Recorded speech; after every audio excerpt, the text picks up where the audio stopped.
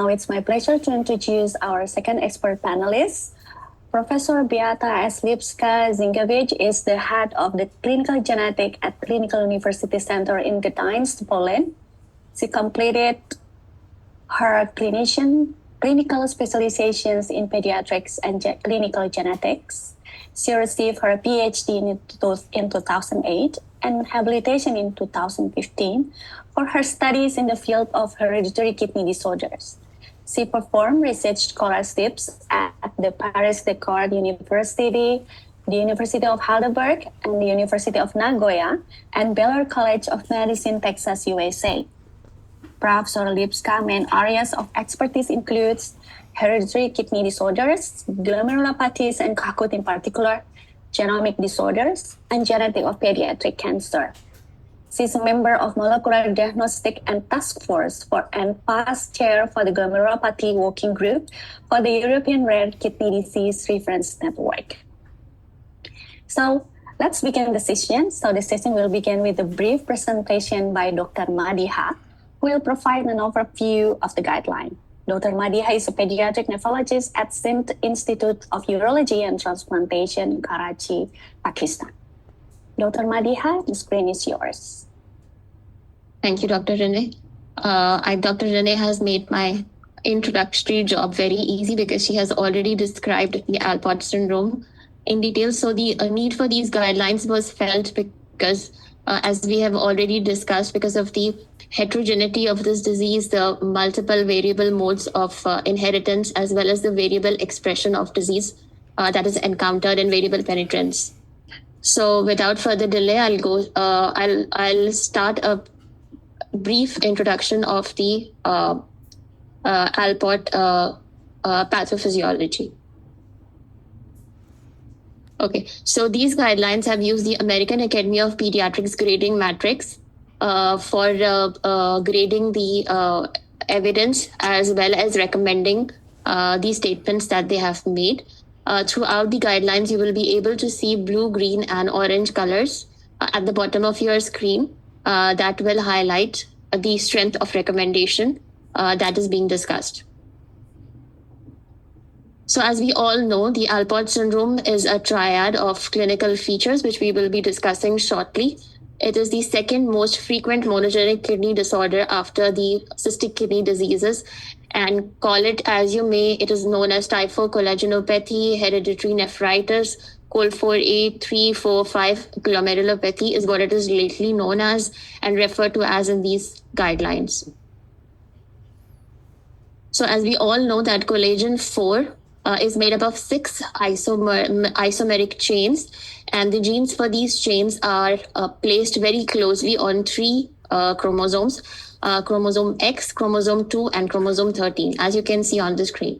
Each chromosome codes for one collagenous chain, which has one collagenous terminal, and the other which has a central collagenous area, and one N terminal, and the other carboxy terminal. The carboxy terminal is the site where these chains interact to form heterotrimers, as you will see in the upcoming slide.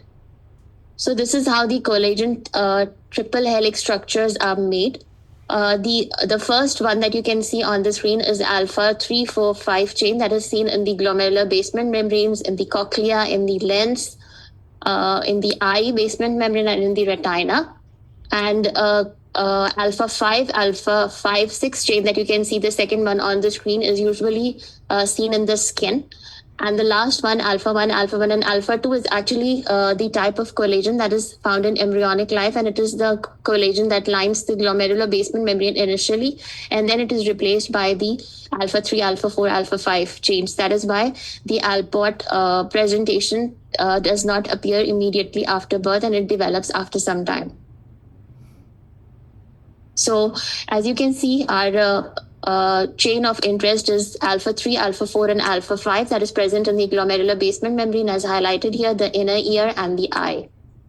And that is how the expression of the disease happens. So as we can see in the kidney, there might be just isolated hematuria, or it may present with hematuria, proteinuria, both.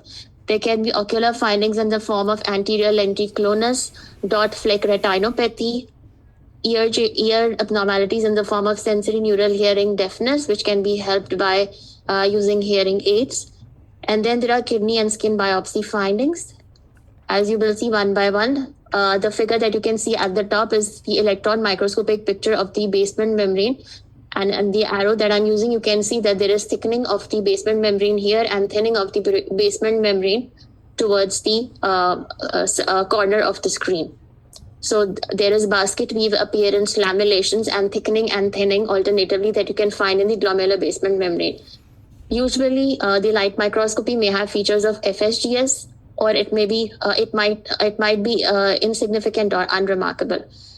What you can see next here at the corner, a slightly cut picture, is that of immunofluorescence when the kidney has all the chains together, that is alpha 3, alpha 4, and alpha 5. What you can see in the center is the immunofluorescence that was taken from an X-linked Alport syndrome female, and there is patchy immunofluorescence. And towards the end, the immunofluorescence that you can see, there is no immunofluorescence because the chains are not stained. And this was taken from an X-linked Alport syndrome male. The diagram that comes below this actually shows the patchy presence of alpha 5 chains in the skin. And the diagrams that at the bottom of the screen is actually faint outlining of the Bowman's capsule and the tubules that you can see. As we all know, it has a genetic basis and it has variable modes of inheritance that include X-linked, autosomal recessive, autosomal dominant, and digenic. And I'll explain these in detail in a while. So as we all know, the collagen type 4 has a triple helix structure. So highlighted in red at the top of the screen is what it looks like when the collagen structure is normal. What you can see next is what is known as the X-linked Alport syndrome, in which the collagen 5 chain is faulty. And in this case, if you would do immunostaining of the skin, you would find it absent there or patchy in the case of the female carrier. So here the collagen 4A5 chain is missing, and hence the patient is going to present with Alport syndrome signs and symptoms. In the X-linked Alport syndrome female, as you can see here, the col 4A5 chain is present, but because it is an X-linked disorder and both the X's are not affected, just one single chain of the X chromosome is affected. So it's in part going to be normal and in parts it's going to be distorted. In the biallelic col 4A3 mutation, this is known as the autosomal recessive Alport syndrome, and in this variant, the col 4A5 chain is normal. It is the col 4A4, and here, as you can see, the col 4A3 genes that are abnormal, and hence a part of the basement membrane is missing. What is coming next is the heterozygous. This entity has been called by multiple names. It is heterozygous, it is monoallelic, it may be pathogenic, or it may be likely pathogenic, or it may just be heterozygous and present there. In this, the collagen alpha 3 or alpha 4 chains are faulty. However, one allele is normal and only single allele is affected. In the digenic mutations,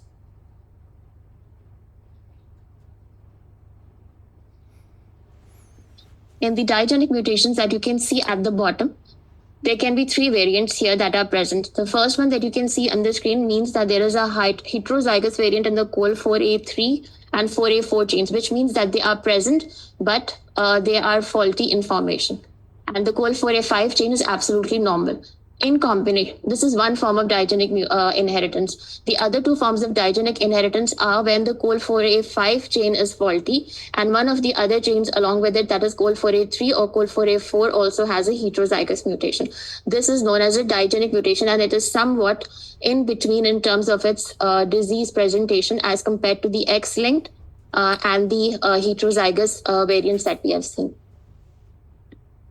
So the guidelines was actually had 21 questions, PICO questions, and 8 working groups were formulated, and the answers to these following questions were formulated by the committee. So we will go through them one by one. So as we all know that X-linked Alport syndrome is more prevalent. than the autosomal recessive Alport syndrome, and the presentation in males and females is different in the X-linked format. Secondly, the monoallelic pathogenic or likely pathogenic variants in COL4A3 or COL4A4 that I've just explained, the heterozygous one, and I've also drawn the pictures as reference beside them to show you the triangles to see how it is affected, where you can see that the 4A4 and the 4A3 genes are affected, but they're only partially affected. So they are relatively frequent even in the general population, and their presence cannot be considered pathogenic. Other diagnoses need to be considered if a patient is presenting with signs and symptoms of kidney disease. So clinical genetic testing has been very clearly elucidated in these guidelines, and it is indicated for patients with persistent glomerular hematuria, patients who are very young or young females of childbearing age, people who have family history of documented hematuria or kidney failure, or family history of sensory neural or history of sensory neural hearing loss, or eye findings, and characteristic kidney biopsy findings. And what are those characteristic kidney biopsy findings? Are basket weave lamellations, as we just discussed, thin glomerular basement membrane, electron dense deposits in the glomerular basement membrane that are different from the immune complexes, and abnormal staining of the basement membrane for collagen 4. Panels that should include testing for sorry, I think the slides have gone.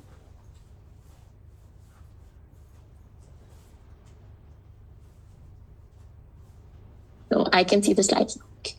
So the panels that should include COL4A3, 4, 5 gene analysis are those kidney panels that are targeting patients with either proteinuric, unexplained proteinuric kidney disease, FSGS, podocytopathies, or kidney failure of unknown origin, or patients who have inner ear hearing loss or cystic kidney disease panels. I'm sorry.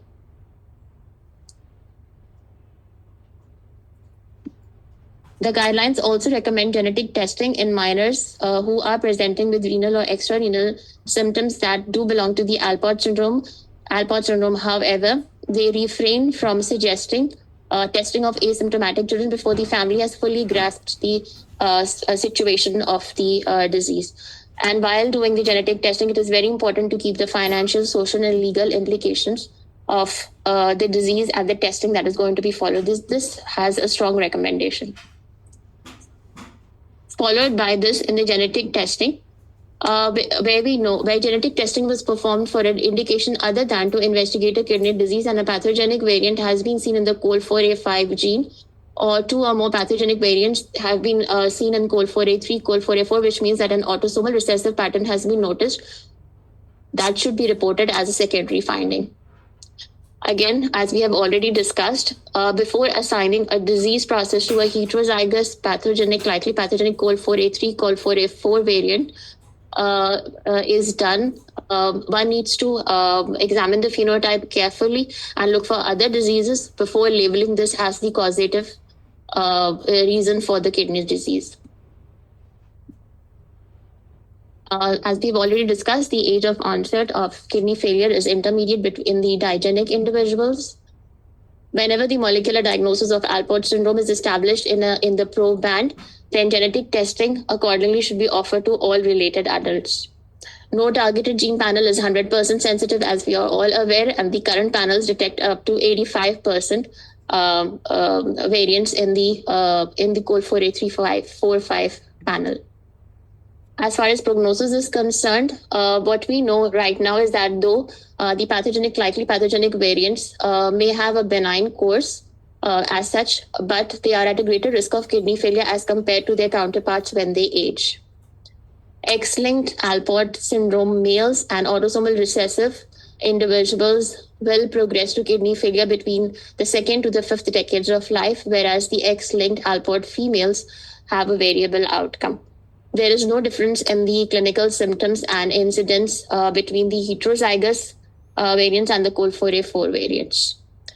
What is important is that nephroprotective therapy, when used timely, and control of environmental factors that includes control of diabetes, hypertension, obesity, can influence the speed of progression and actually delay the progression of kidney disease. How to do monitoring for the kidney disease signs and symptoms. So all asymptomatic adults who are known to have the heterozygous variant should undergo yearly or 2 yearly monitoring for hematuria and albuminuria, employing the UAECR testing, and annual blood pressure monitoring should be done. And it is very important to always individualize screening according to the patient's age, family history, and other known comorbidities. Once a patient has been tested to have microalbuminuria, then his follow-ups should be more frequent, that is 6 months to 1 yearly. Individuals who progress to greater stages of CKD should also have their monitoring adjusted, and proteinuria should be catered to at every visit. Children who have been diagnosed in the setting of persistent hematuria should have urinalysis every 1 to 4 years, starting from the age of 4 to 6 years. As far as the management of hearing is concerned, so all autosomal recessive and X-linked males should start being tested at 4 years of age, and then yearly until they are adults, then 3 yearly, and then based on symptoms. In case of heterozygous variants, there is testing is not recommended until there is a complaint of hearing loss, and in female patients at diagnosis or when they reach adulthood, but they should also be tested every 5 years, even in the absence of hearing symptoms. The standard hearing test that has been suggested is pure tone audiometry. And one thing to notice here is also that if there is some loss of hearing, use of hearing aids is going to help in amplification of the sound. And that is going to be very important in the formative years of children when they are learning to speak. So eye examination, a full ophthalmologic examination, including dilated fundoscopy, should be performed at diagnosis, and then periodical eye examinations are recommended.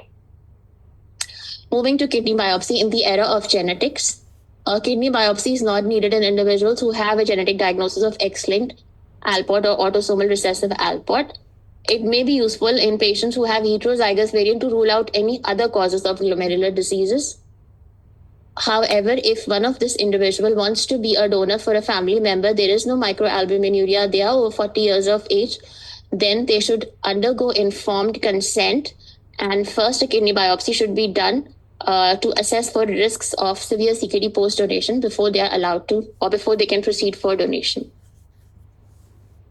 Also, heterozygous individuals, if they have a disease course that is unexpected, like abrupt onset of nephrotic syndrome or a level of proteinuria that does not match the expected clinical situation, then, or if there is a non-specific kidney biopsy and there is still unexpected nephrotic syndrome, and genetic testing has also not returned any results, then an expanded genetic testing panel needs to be employed in this case. Now coming to the treatment. So early initiation of RAS blockade treatment is recommended in all Alport syndrome patients, and ramipril has been the most extensively studied. As we all know, the maximum dose is 6 mg per meter square per day. RAS blockers should be initiated and titrated to the maximum dose when microalbuminuria is detected, irrespective of the genetic subgroup. And X-linked males and autosomal recessive individuals after the age of 2 years should start RAS blockade as soon as microscopic hematuria is detected, even before microalbuminuria is detected. However, in cases of X-linked females and the heterozygous variants, RAS blockers are only going to be will not be started for isolated microscopic hematuria. SGLT2 inhibitors are also gaining importance in CKD management. However, they are not to be used as monotherapy. Existing evidence supports the use of SGLT2 inhibitors, as I have already pointed out, in adults. However, first there should be RAS blockade followed by, at the maximum level, followed by SGLT2 inhibitors. In patients who are already CKD, the addition of a SGLT2 inhibitor should be considered. However, as we all know, there are no current trials in children that have been published, so a recommendation cannot be made.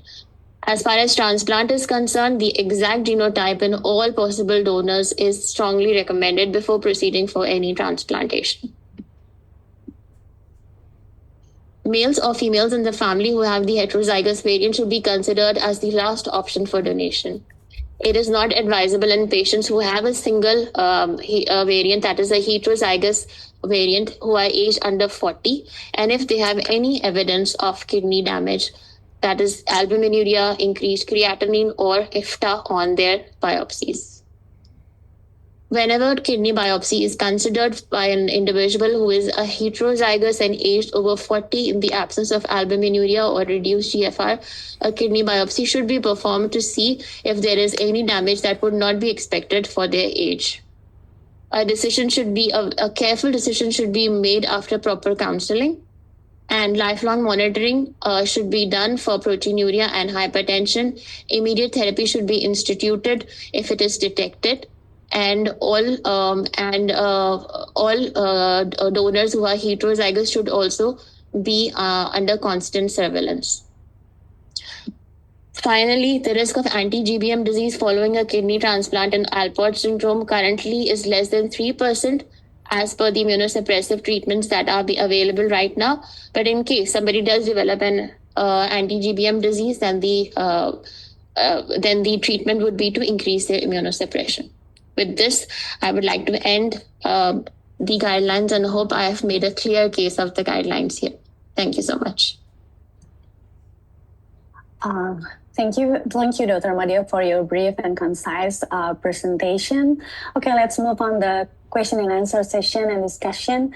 So we already received some great questions from the audience in the chat box, but if I may start with you, Professor Tora, what were the main clinical challenge or gaps that you have addressed with this 2024 update guideline, Professor Tora? Well, thank you very much. Thank you for this excellent talk, Maria. Congratulations.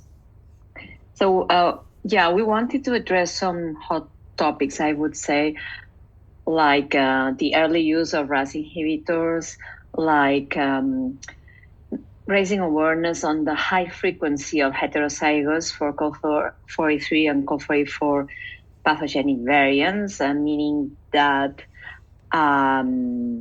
considering that this is the cause of the nephropathy, well, we should be cautious, and a kidney biopsy is warranted unless this is you diagnose the other family members. I mean, for an index case, there may be something else than that. So that was something very important. Even though in adults, we also perform a kidney biopsy when we have someone with proteinuria. So I would say it would be quite infrequent to have a positive genetic test for a heterozygous variant without kidney biopsy. But if it is the case, we suggest to have a kidney biopsy. And also, this suggestion of using SGLT2 inhibitors, because we cannot recommend, there is no evidence in Alport. There is a trial going on, but it makes a lot of sense. So we kind of encourage this. And also something very appreciated from patients was not ruling out the possibility of being donors, that people with these pathogenic variants not showing kidney disease being allowed, or at least to establish a shared decision on being kidney donors. I think I would like to highlight these points. Thank you, Professor Ta, for that insightful critical points that already state in the guideline very clearly. And I would like to bring Professor Lipska. Do you have any additional important address? What would you address to the clinician by having this new guideline? Yes, again, thank you very much for this kind invitation to present the data. I know that we are representing just part of the countries that the genetic diagnosis is available. And for those who don't have such a broad access, some of the guidelines are not so straightforward as for the Western countries.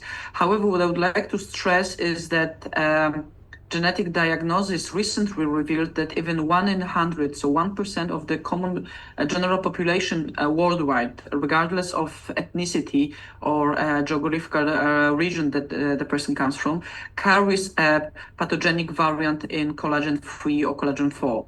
So, I mean, we know that Alport cases are not so frequent as the carriers of the mutation. So again, it is very crucial to understand the difference between genetic diagnosis and final clinical diagnosis of Alport. And we try to emphasize this. And as you've seen, there was a lot of attention paid to heterozygous carriers of mutation, which sounds a very awkward long name for those patients, but we don't have a good name for it. We are really struggling how to call them because they are at some edge of continuum of the symptoms, and we know that this syndrome, Alport syndrome, is here, but then you have a wide spectrum of symptoms, even all the way down to being asymptomatic and eligible for being donors to their more unfortunate family members.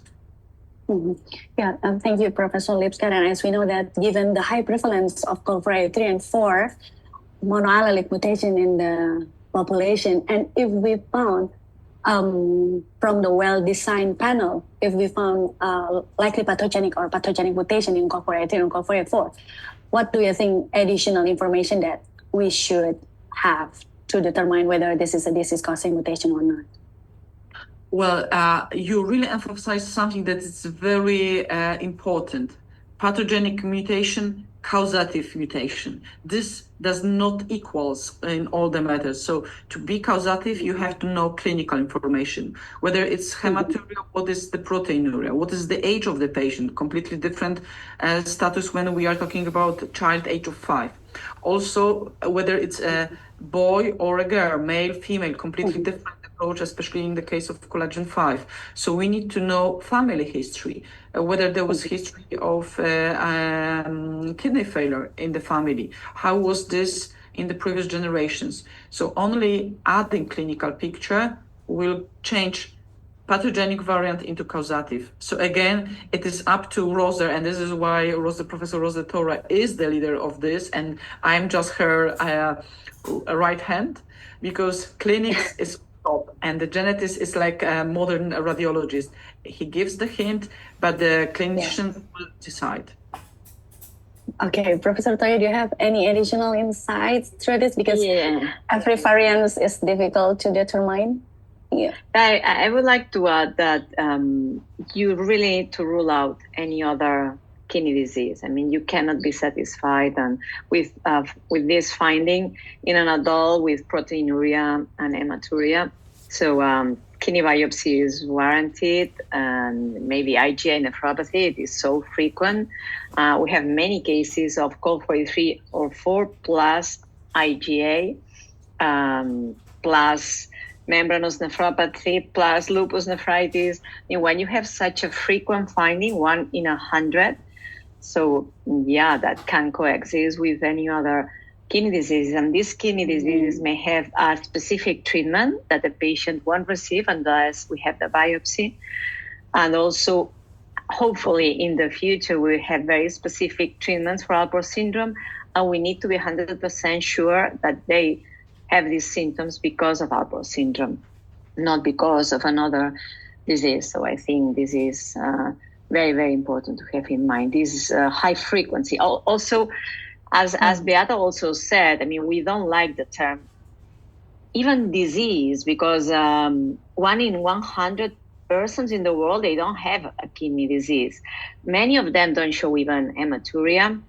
Perhaps we should keep the name for only those that show at least some symptom like hematuria. And also, it's not a syndrome because they have no eye or hearing involvement, these heterozygous. So yeah, we need to find out a solution for that, because it's quite scary when we say Alport and then they Google that or they ask ChatGPT, and yeah, you know. So Yeah, really maybe. To add to this is what Rosa mentioned, syndrome. Syndrome is something that I think really one thing that is very strongly said in our guidelines is what else we should do with our patients. Not only how to treat them, how to focus on kidney, but how to talk about family planning, and all the genetics related to this, which is my part, but also how often, how frequent they should be seen by an ophthalmologist and by audiologist. And we gave those guidelines, even if there is so little evidence, but we tried to give the guidelines that maybe a female or a monoallelic single variant patient does need to go frequently to ophthalmologist or audiologist because it's not needed. So we just emphasize that the word syndrome is not for them. So we take some burden off the shoulders. Thank you, Professor Lipska. Yeah, there are some practical points that we can follow for the evaluation of the ear and eye abnormality. So let's start with the first questions in the chat box. So there's a question from Franklin. If you don't have any access to electron microscopy or a genetic test, how could you make a diagnostic approximation? Maybe Professor Tora. Yeah, I would say rely on your clinical criteria. I mean, yeah, that's the situation in many countries, right? But then it takes us back to the past, where at least what we do in Western Europe and in many other parts of the world, that we only used to diagnose Alport syndrome to those with hearing loss or with eye abnormalities and hematuria and proteinuria. So it can still be done, but of course you will miss all these autosomal dominant or even X-linked without hearing loss. Yeah, how do you know if it's IgA or Alport syndrome? If they don't have hearing loss, they can be both. So unfortunately, this is a disease that unless it's full-blown, like hearing loss and eye anomalies and proteinuria and hematuria, you cannot be 100% sure clinically. Yeah, because as we know that genetic testing is remain the gold standard for this disease, but at least this guideline already provides some clinical symptoms that we have to suspect it to Alport syndrome. Okay, the next question is if I may, I'll just take the family history. It's so basic, but it's so straightforward. It will help you a lot, especially in countries with consanguinity. Again, family history already raises your attention that it should ring a bell that there may be some hereditary, some underlying genetic part. So really another 2 minutes asking who in the family, how does it go, draw me a tree, and that would be also helpful. Oh yeah, thank you, Professor Lipska. Yes, family history and asking and start making pedigree. It's a good idea. And okay, let's start. The other questions is about the RAS blockade. Can you please explain the rationale of starting RAS blockade early in some Alport patients with only microscopic hematuria and no proteinuria? Yeah, this comes from the clinical trial Early Protect, whose PI was Oliver Gross. So the trial had not enough power to be significant, but it was a very important trend towards a better outcome for those treated very early, before the onset of albuminuria. This is based on that, only this. Okay, so Professor Tora, is that are you conclude that on your guideline it just apply for male X-class so we have to start early as soon as possible for RAS blockade? Is that right? Yeah. This is only for male with X-linked Alport syndrome and autosomal recessive, both males and females, but not for females or with X-linked and not for autosomal dominant. Yeah, for those, you need to wait till they have microalbuminuria because some may never develop albuminuria. Okay. Prof. Lipska, do you have any additional insights related to RAS blockade use? No, I trust clinicians on that. Okay, I'll say free, yeah. Okay, next question is about a young boy, 5 to 6 years old with 445 mutation and having renal failure. And we want to go for transplant and mother's genetic awaited, non-consanguineous in the family. So how we address this case? maybe. It is tough because this boy is 5-6 years old, though, so I guess the mother is very young. It will be easier with an older, but that's 5-6 years. That's very early for Alport. 5-6 years is super early. Yeah. So, madam, may I ask the question? Actually, I've put in this question. This is a case that we are currently dealing with in my hospital. This child actually came to us with proteinuria. He was steroid-resistant nephrotic syndrome. He was biopsied. When he was biopsied, he was FSGS. He had a very rapidly progressive course, and within few months of being diagnosed as FSGS, he developed renal failure, and about in a year's time, he was started on dialysis. We wanted to go for transplant, so we sent his genetics thinking that, he has developed a renal failure so quickly, and this is FSGS, there might be a recurrence. Let us find out if there is some genetic element to it. Surprisingly, he came out to be COL4A5 hemizygous. Now, this has changed the paradigm completely. The mother is 42 years old. Her genetics are awaited. Their parents are non-consanguineous, and there is no family history of renal disease at all. Our concern here is that Alport syndrome should not have progressed that quickly. This is the setting of FSGS. If we go for a transplant, will the patient have FSGS in his renal transplant, and will he lose his graft biopsy? That is the $1 million question that we are facing right now. And what is your opinion? Sorry, you said that the mom is 42 and she has the mutation, same mutation. She has the mutation. No, she has not. It is a sporadic case. Madam, her genetics are awaited. They are awaited. We have sent the genetics because the mother is the probable. You're waiting. Okay, you're waiting for the results. But the mother has no albuminuria, no hematuria, right? No. No hematuria neither. So it may be a sporadic case. And she has no hematuria. So she had hematuria once, and we got her urine DRs done twice with a gap of 6-7 months. Initially, in one of them, she had just 1+ hematuria, but she also had a small stone at that time. So we ignored that and we got it done again properly. But this time, there is no proteinuria and no hematuria, and she has no other signs and symptoms as well. So my fear here will be, in case she has, you get the result and she's positive. Well, if she has no albuminuria, you can talk to her and say, well, you are over 40, maybe we can do a kidney biopsy if you wish. There is some risk, but she may accept it. But my main concern is that this child has something else, like an immune FSGS.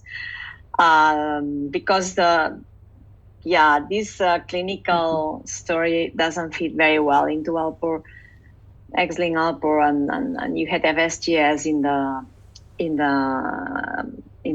biopsy. So then it's scary. It's very scary because you can transplant him and then have immediately the FSGS back, and the prognosis is very poor. But I guess you don't have many tools, many options. You can just go ahead and do your best, immunosuppress him as much as possible, and cross your fingers that there is not an immune disease on top of COL4A5 Alport syndrome. Yeah. And you would also suggest that we go in for the round of plasmapheresis like we do for our other FSGS patients? I don't know, but it's quite abrupt. It looks like could be FSGS of immune origin. I don't have the proper answer. It's a very difficult case. Yes, Professor. Yeah, for me the question is whether the genetic tests are profound enough. I mean, whether you really rule out coexistence of more than one disease. Myself, from experience, I've seen patients having even 4 or 5 genetic diseases in a single individual. So, I mean, I wouldn't stop with calling COL4A5 variant, but just, go wider and rule out there's anything else. As an expert in glomerulopathies, in genetic glomerulopathies, I can tell you that in this setting, only 30% of patients will turn out, maximum 30% will have a positive definite genetic diagnosis. And the remaining, at least more than half, will have an immune FSGS. So definitely there is high risk post-transplant relapse here. Thank you so much. This is, I think we will discuss it with the parents and let them know that we have discussed it with you as well. And then we will take an informed decisions once the mother's genetics are back, hopefully. Yeah. It's difficult without mother genetic testing, and we will perform kidney biopsy. Yeah. Thank you for the insight for the expert. And then this is another case about 13 years old child with Alport with compound heterozygous in COL4F4 gene. And the segregation parents were also tested, and father had one COL4F4 variant, but mother didn't show the other variant. And father is also her father is asymptomatic, and now child is having autosomal recessive Alports. Thus, the father will be considered as carrier of autosomal dominant Alport. It's quite difficult. Maybe Professor Lipska, can you address these questions? Okay, again, I would like to really see the results, because what we have here is that our patient has two mutations. One comes from one parent, the other parent is completely healthy. So now the question is whether the second mutation occurred de novo, so for the first time in the chart, and then we see both alleles affected, so it's in trans, and then it's autosomal recessive, and then his parent being healthy is considered a donor, as with all the disclaimers that we already said, that if he's past 40, if he has good renal biopsy, and so on and so on. It is possible that the mother doesn't have, but for the status of the child, I would say autosomal recessive as the more likely, especially. But here, what is missing is the clinics. Why he was tested again, with what methods and what are the variants, because sometimes laboratories report pathogenic variants that are relatively frequent, so maybe it's a VUS. So again, details, solve it. Okay, so maybe, VUS and one pathogenic mutation, Thank you very much, Professor Lipska. And the other questions is about the terminology of autosomal dominant Alport.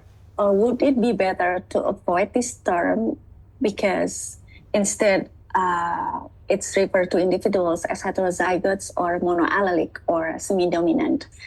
Should we evaluate more on autosomal dominant Alport syndrome for its terminology? Yeah, I hate using it, but you have to say something, to tell something to the patient. So I usually say, look, you have something that is very common. Your genetic anomaly is super common. It's 1 in 100 or 100 and something. But for a certain reason that we don't know, some individuals have a severe disease, but most individuals have a very, very benign phenotype. And I tell them, for the moment being, this is called autosomal dominant Alport syndrome, but the name is completely inappropriate. But we don't have another name. So I explain all this.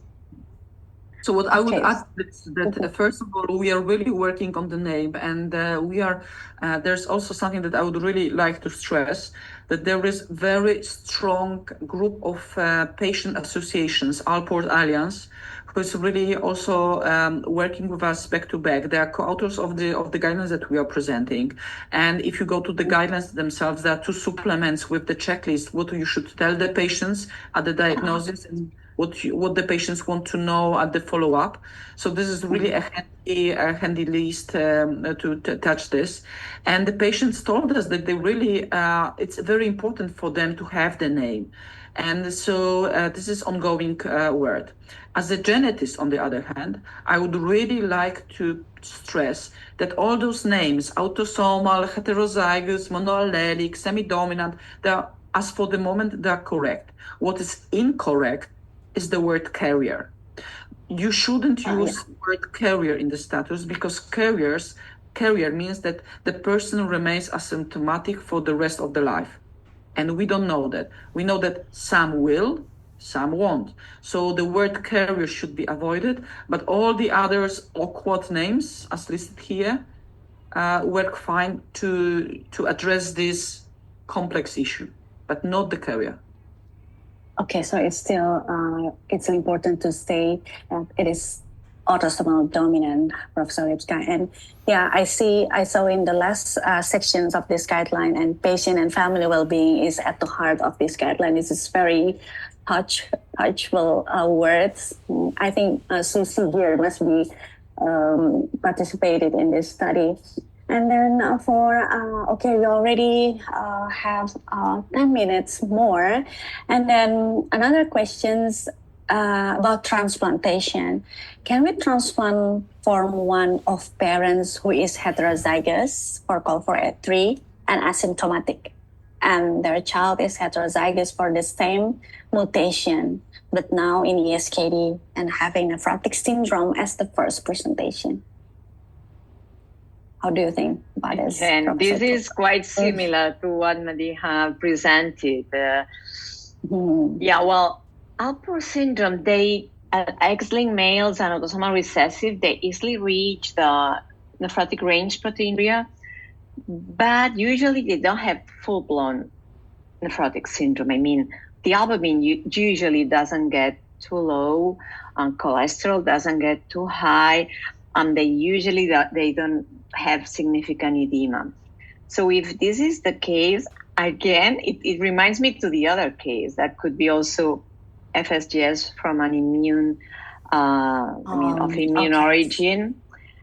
And but again, what can you do? Because this kid, I guess it's a kid. He's very young. He only has one variant. It may be that he has autosomal recessive Alport syndrome and you have not found the second one. That's feasible. But if the nephrotic syndrome is abrupt and is severe, I would rather support an FSGS of genetic or immune origin. I don't know which genes were tested. If you have tested a very large panel of genes causing kidney disease, then probably it's not genetic. But if not, it can still be genetic. And if it's very abrupt, it looks more like immune, then the chances of relapse are very high. And again, it's a shared decision, inform the patient, the parents, and decide. But I understand if it's the only opportunity, you don't have disease donor program, then I'm sure the parents will take the risk. Yeah. I already said that there was answered that it was tested with exome sequencing. And again, I would ask here about the quality of, I'm not referring to this particular question, but please remember that exome sequencing is also a very developing tool. It is like you would say, this patient had an ultrasound done 20 years ago, and if we perform an ultrasound today, we know that we have better machines, better experience, and we see more on ultrasound today than 20 years ago. With genetic testing, something done 5 years ago may missed some things that we know today. So what we are saying that in patients with not so straightforward genetic diagnosis, we recommend reanalysis every 2 to 5 years to check whether this gives us extra information. So I understand that as for now, this patient is of course done with the current status, with the current state of art in a good lab with international quality certificates and so on and so on. But even if you don't have the answer, just please stay aware that we might have missed something, another cause of glomerulopathy, or as Professor Tora mentioned, immune FSGS.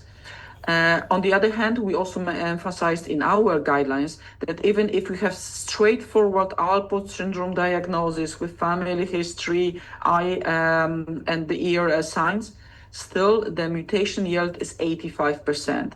So 1 in 8 patients may be missed by current genetic techniques. So just bear it in mind. And as I said, I made this joke, but I said it's clinics that decides, not the genetist. Okay, Professor Lipska, regarding this, I found some of my patients found to have COL4A3 or 5 pathogenic or likely pathogenic monoallelic mutation in the presence of Alport syndrome, and it's yield from a well-designed panel of kidney diseases, like capturing like 63 until 100 around genes in podocytes. How do you address and this mutation is located in a really main domain, like non-collagenous domain and glycine chains. How do you address this? So again, it can be this low penetrance autosomal dominant Alport, because we are still aware, and there's a number of families with dominant inheritance reported that you had generation from generation with autosomal dominant. On the other hand, like current exome sequencing, sometimes you don't have analysis for large deletions, which is so it's like single nucleotide variants and copy number variants. So CNV and CNV, is you see S and C as the two different annotations for that. And again, you are using in silico studies to do. We are running bioinformatics, and the old data, like 2-3 years old, can miss those second hit variants. So I mean, we are not as precise as we wished. Yes, Professor Lipska, thank you for your insight, because some large rearrangement cannot be easily found in standard genetic testing. Okay, let's see another questions. Okay, but we already nearly at the end of the allotted time today, but there is one questions about thin basement membrane. And how common it is to find Alport in patient with a thin basement membrane? You recommend genetic testing in every patient with thin basement membrane, Professor Tora? I would say that when you have there are several different lesions, kidney lesions that can cause kidney diseases that can cause thin basement membrane, but the most important and prevalent is Alport syndrome. So if you find a basement membrane abnormally thin and nothing else, I mean, do the immunochemistry or all the usual stainings, and there is nothing else, then I mean, it should be Alport syndrome. The thing is that IgA can also show thin basement membrane and other diseases, but because you have a kidney biopsy, you already have ruled out these other diseases. So I would say not 100%, but almost, because it's different if you say how many nephropathies can have thin basement membrane. So quite a few. But when you have already that kidney biopsy and you're ruling out these other diseases, then you stay with Alport syndrome mostly. Thank you very much, Professor Toro, for the critical points that you already stated. And unfortunately, we already reached the end of our allotted time for this meeting. Okay, if one last questions to both of the expert panel. If there is one key message or like practical takeaway, what do you hope clinicians will remember from this guideline? Professor Tora. I would say these heterozygous with COL43 and COL44, it's high prevalence. It's the caution we should take before labeling our patients as autosomal dominant Alport syndrome.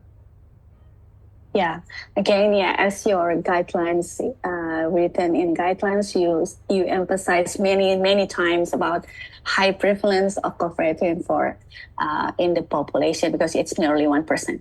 Okay. Before we close the session, I would like to share a brief announcement from IPNA. Okay, if I may share the screen. So there is a grant program from IPNA Sister Centers programs. It's now open for application. So if your institution looking for international collaboration for strengthened pediatric kidney disease services, this is a very great opportunity to all of you.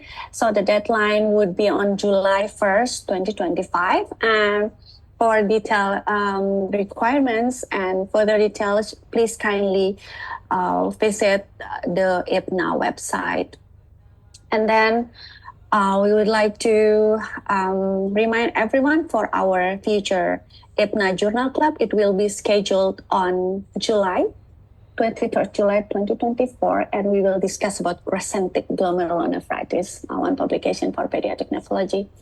And then, okay, finally, so today, thank you very much for the participation for all of you, and thank you for all your active participation and insightful comments from the expert panelists, Professor Lipska and Professor Tora.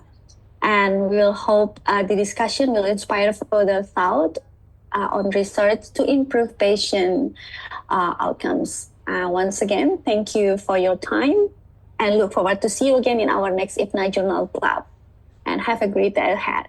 Thank you, Professor Tora and Professor Lipska. Thank you very much.